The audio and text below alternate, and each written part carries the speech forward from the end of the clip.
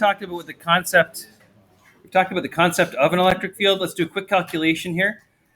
And I'm going to put all my cards on the table and just say, hey, look, I made my charges be unrealistic. This is, again, like lightning in a bottle, like 2 whole coulombs of charge.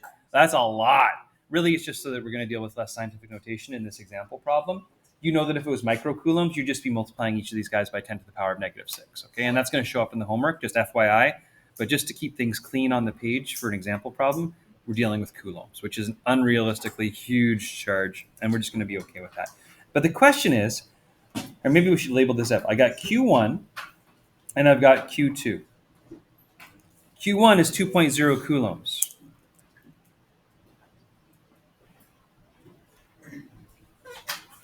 Q2 is -3.0 coulombs. And I'm just going to put a minus sign on this one and a plus sign on this one, just to help me in my thinking process. Based on what we were talking about before, I could say the electric field is orienting away from the positive and toward the negative. Remember that? That was the convention, right?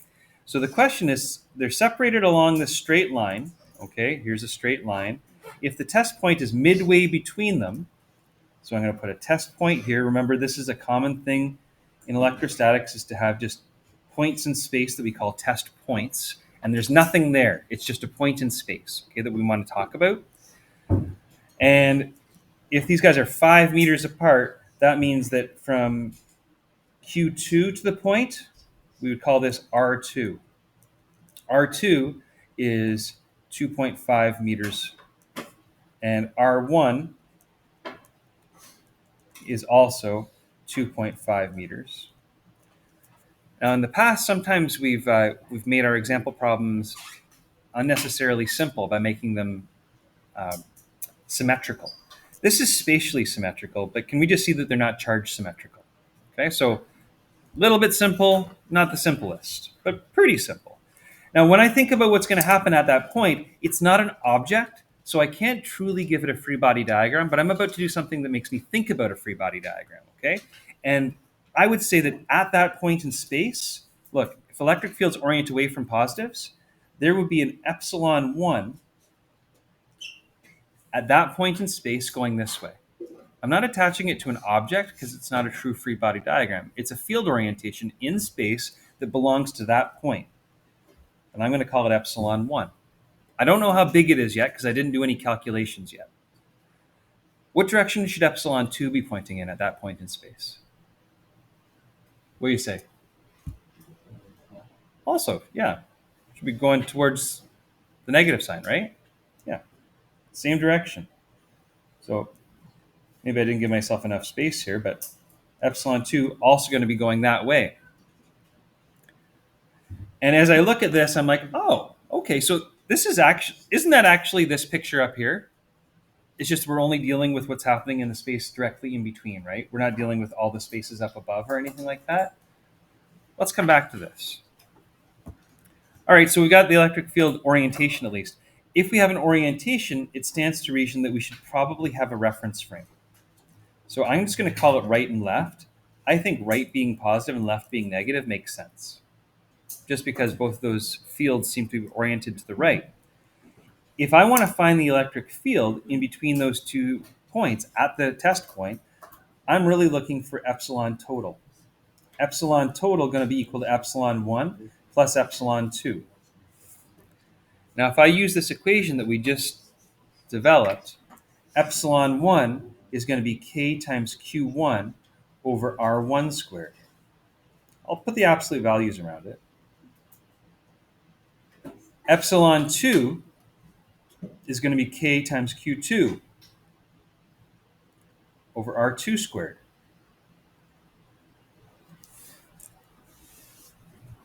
And I would love to come in and put positive and negative signs in for the reference frame, but aren't they both going to be positive?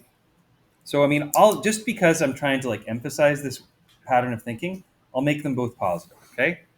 But they're positive because of the reference frame. And there might be a Q1 and a Q2 that are positive and negative, but we'll deal with that with the absolute values. Those positives and negatives will disappear. Remember, again, we've got 2 competing positive and negative conventions here. One is charge positive and negative, one's reference frame positive and negative. Okay. Yes, sir. Why is E2 going the same way?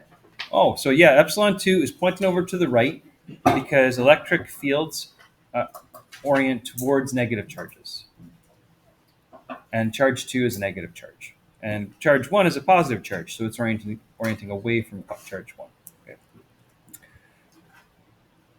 All right, so then we're ready to actually, you know what? You don't even have to sub in the values yet. Notice that there's a k value that's common on both of them, so we could factor out the k value. So k times q1, and actually, because we're only dealing with coulombs, not microcoulombs this time, maybe you wouldn't really care too much. But you know, this is just like one way to make things a little bit simpler, and so people like to.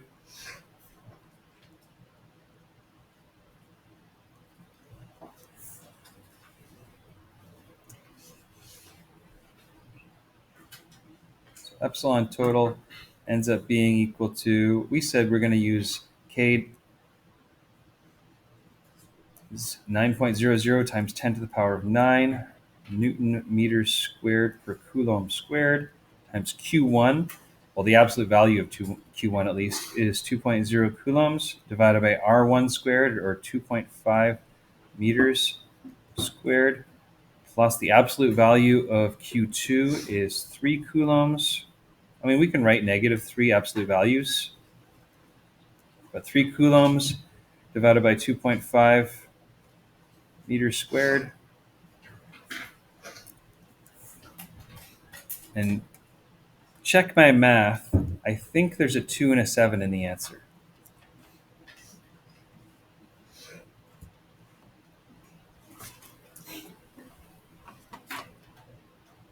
What's the answer?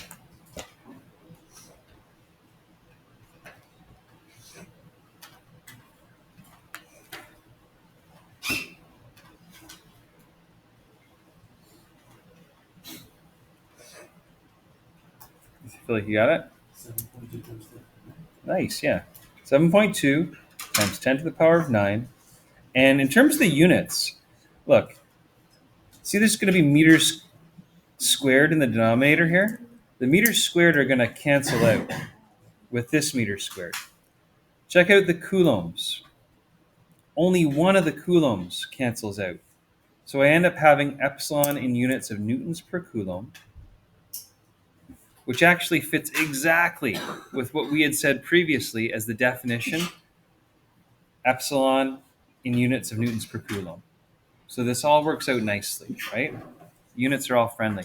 Now, in terms of the direction on this, we've actually already rounded it off to 2 significant figures, but the direction is right because it's the positive answer. And I'm skipping over.